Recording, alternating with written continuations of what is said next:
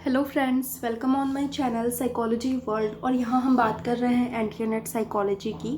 और यहाँ हमारा second unit research methodology and stats, इसके टॉपिक्स हम यहाँ पे कवर कर रहे हैं। हमारी प्रीवियस वीडियोस में हम यहाँ पे चर्चा कर रहे हैं सैम्पलिंग के बारे में। और हमने व्हाट इज़ सैम्पलिंग के साथ साथ हमने टाइप्स ऑफ सैम्पलिंग को भी हमने देखा। और प्रोबेबिलिटी सैम्पलिंग के भी टाइप्स को हमने डिटेल में हमने इसको समझा हुआ है। और यहाँ पे हम बात कर रहे हैं नॉन प्रोबेबिलिटी सैम्पलिंग के टाइप्स को। यहाँ पे हम एक एक करके हम यहाँ पे उसको डिफाइन हम कर रहे हैं। नॉन प्रोबेबिलिटी सैम्पलिंग के अंतर्गत आज हम बात करेंगे सिस्टमैटिक सैम्पलिंग के बारे में। Let's start. सिस्टमैटिक सैम्पलिंग, इसको हिंदी में हम क्रमबद्ध सैम्पलिंग भी कह सकते हैं। और यहाँ इसकी डेफिनेशन हम देख लेते हैं। यह एक ऐसी विधि होती है जिसमें यादृच्छिकरण के गुण हों और साथ ही साथ में असंभाविताशील गुण भी उसमें मौजूद हो। उसे क्रमबद्ध प्रतिदर्शन परियोजना कहा जाता है। क्रमबद्ध प्रतिदर्शन व्यक्तियों की पूर्व निर्धारित सूची से प्रत्येक मीन्स कुछ नंबर आगे डिफाइन करूँगी, व्यक्ति को चयन करते हुए उनका एक समूह तैयार करने की प्रक्रिया को कहा जाता है। मीन्स क्रमबद्ध सैम्पलिंग, सिस्टमैटिक सैम्पलिंग क्या होता है कि यहाँ पे जैसे इसको मैं एग्जांपल के द्वारा मैं बताती हूँ। जैसे कई बार आपके पास कुछ फ़ोन्स आते होंगे कंपनीज़ के, जैसे लोन के लिए फ़ोन आते होंगे, शॉपिंग के लिए फ़ोन आते होंगे, रियल एस्टेट के भी फ़ोन आते होंगे, मीन्स जो भी है जस्ट फॉर एग्ज़ाम्पल। वहाँ पे क्या होता है कि उनके पास डेटा कैसे पहुँचता है, वो डेटा कलेक्ट करते हैं, फ़ोन नंबर्स को कलेक्ट करते हैं अलग अलग मीडियम्स के थ्रू। और वहाँ पे क्या होता है कि वो हर एक नंबर को कॉल करते हैं। तो जैसे हमने बात की कि वो हर एक नंबर को कॉल करते हैं, लेकिन कई बार ऐसा भी होता है कि उनके पास बहुत ज़्यादा डेटा हो और उसको बहुत कम टाइम में उनको ख़त्म करना हो, उनको क्लियर करना हो। या फिर ये भी हो सकता है कि कई बार मीन्स जो कॉलिंग चल रही है, स्टार्टिंग से सब लोग ना ही बोल रहे हैं, प्रपोजल के लिए कोई भी एग्री नहीं हो रहा है। तो फिर वहाँ पे जो कॉलर होता है वो क्या करता है कि वहाँ पे फिर वो कुछ गैप ले करके कॉलिंग स्टार्ट करता है। जैसे वो सोच सकता है कि बहुत सारा नंबर है, जो हर फिफ्थ वाला जो नंबर होगा उस पर ट्राई करता जाएगा, हर फिफ्थ वाले नंबर को वो ट्राई करता जाएगा। या फिर हर जो 10th वाला नंबर होगा उसको ही वो कॉलिंग करेगा, उसको ही वो कॉल करता जाएगा। उससे क्या होगा कि उसका एक लमसम डेटा भी ख़त्म हो जाएगा, एक तो टाइम भी कम लगेगा, जल्दी उसका डेटा भी ख़त्म हो जाएगा, प्लस उसी से उसको एक आइडिया लग जाएगा इसमें कितने % लोग एग्री हो सकते हैं और कितने % लोग एग्री नहीं हो सकते। वहाँ पे क्या होगा कि उसकी जो एक्स्ट्रा मेहनत होगी, उसकी जो एक्स्ट्रा एफर्ट होगी, वो उसकी वहाँ पे सेव होगी। ऐसे में ऐसी चीज़ों में फिर यहाँ पे सिस्टमैटिक सैम्पलिंग का यूज़ किया जाता है। जस्ट एक ये एग्जांपल था, आई होप आपको ये क्लियर हो गया होगा।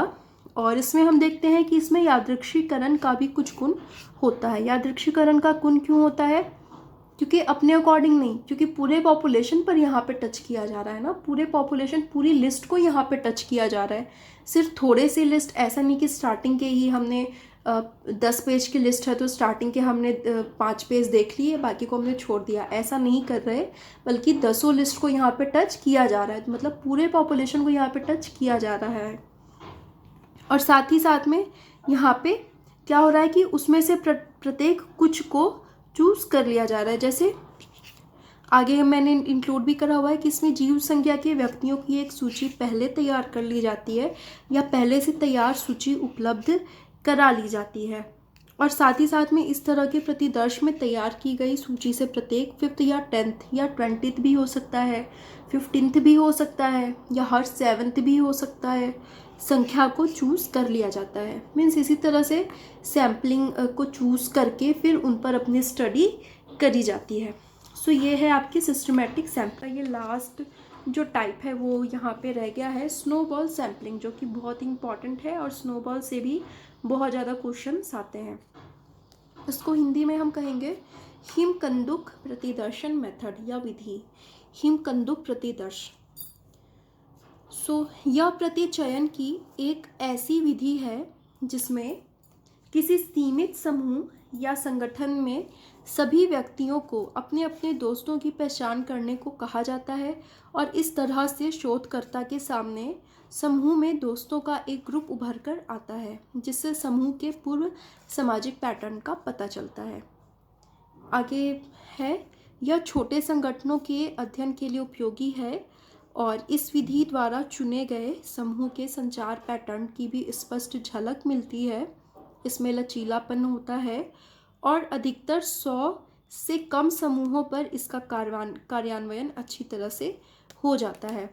स्नोबॉल सैम्पलिंग क्या होता है कि इसमें जैसे किसी एक व्यक्ति को चूज़ कर लिया गया सैम्पलिंग के लिए, तो फिर यहाँ पे शोधकर्ता की मेहनत यहाँ पे थोड़ी सी सेव होती है, क्योंकि क्या होता है जैसे एक व्यक्ति को चूज़ किया गया, फिर उसी व्यक्ति को कहा जाता है कि आप अपने ही तरह के अपने दोस्तों में कंसल्ट करें, अपने ही तरह के आप कुछ लोगों को ले आए, एटलीस्ट 3 लोगों को या 5 लोगों को आप ले आए।